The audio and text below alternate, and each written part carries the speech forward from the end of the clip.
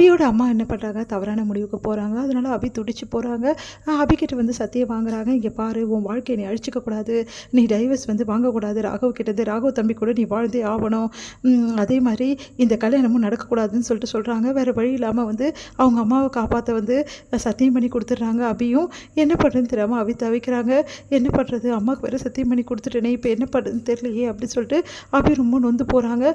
வீட்டுக்கு வர அபி வந்து ரொம்ப டென்ஷனாக இருக்காங்க. அதை பார்த்து ராகவ் என்னாச்சு அபி, ஏன் இப்படி இருக்க அப்படின்னோடனே என்ன பண்ணுறது தெரியாமல் நடந்த விஷயத்தை எல்லாத்தையுமே வந்து சொல்லலாமா வேணாமா இவர்கிட்ட அப்படின்னு சொல்லிட்டு யோசிக்கிறாங்க. என்ன அபி, என்ன யோசிச்சுட்ருக்க அப்படின்றாங்க. எனக்கு எல்லா விஷயம் தெரியும் அபி அப்படின்னோடனே அதிர்ச்சி அடைகிறாங்க. நீங்கள் என்ன சொல்கிறீங்க அப்படின்னோடனே, உங்கள் அப்பா என்னை பார்க்க வந்தார்ல, அந்த விஷயத்தால் தானே யோசிச்சுட்ருக்க அப்படின்னோடனே, ஆமாம், ஆனால் இன்றைக்கி நடந்த விஷயம் என்னென்னா அப்படின்னு சொல்லிட்டு என்ன பண்ணி தெரியாமல் தவிக்கிறாங்க. இங்கே பாருங்கள், இப்போ நம்ம டைவர்ஸ்க்கு அப்ளை பண்ணோம்ல, ஆமாம், அது கொஞ்ச நாள் ஆகட்டும், இப்போ எதுவும் வந்து முடிவு பண்ண வேணாம் அப்படின்றாங்க.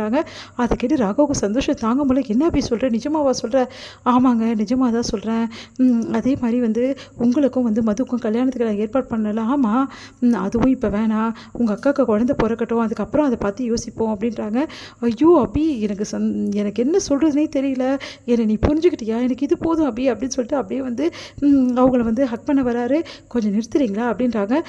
ஏன் அபி அப்படின்னோடனே, என்ன நினச்சிட்டு இருக்கீங்க நீங்கள் மனசில், நான் வேணான்னு சொன்னால் கடைசி வரைக்கும் வேணான்னு நடத்துமா, கடைசி வரைக்கும் வேணான்னு சொல்லலை, இப்போ வேணான்னு தான் சொல்கிறேன், ஏன்னா இப்போ நிலைமை சரியில்லை. நீ என்ன சொல்கிற அப்படி, எனக்கு ஒன்றுமே புரியல, மது ஏதாவது சொன்னாலா அப்படின்னோடனே, அதெல்லாம் ஒன்றும் கிடையாது, வேறு என்ன பிரச்சனை அப்படின்னோடனே நடந்த விஷயத்தை எல்லாம் அப்படி சொல்கிறாங்க. அதை கேட்டு அதிர்ச்சியாரு.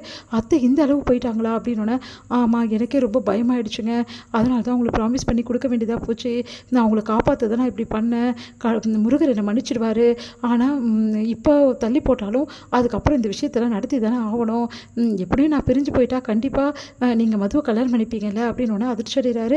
நீ பிரிஞ்சு போனால் தானே அபி, என் மனசை விட்டு மட்டும் கிடையாது, இந்த வீட்டை விட்டு ஒன்று பிரிய விட மாட்டேன் அபி அப்படின்னு சொல்லிட்டு மனசில் நினைக்கிறாரு. நீங்கள் என்ன யோசிக்கிறீங்க அப்படின்றாங்க. ஒன்றும் இல்லை அப்படின்னோடனே, அத்தை இந்த அளவு போவாங்க நான் எதிர்பார்க்கே பார்க்கல, பாவம் அத்தை எவ்வளோ கஷ்டமாக இருந்திருக்கும்ல உனக்கு, சாரி அபி அப்படின்றாங்க. எதுக்கு சாரி கேட்குறீங்க, இல்லை இந்த நிலைமைக்கு நான் தானே காரணம், உன் அம்மா இந்த நிலைமைக்கு போயிருக்காங்கன்னா இதுக்கு நான் தானே காரணம், நான் வந்து இந்த மாதிரி பண்ணாமல் இருந்தால் இந்த பிரச்சனை இருந்திருக்காதுல்ல அப்படின்றாரு.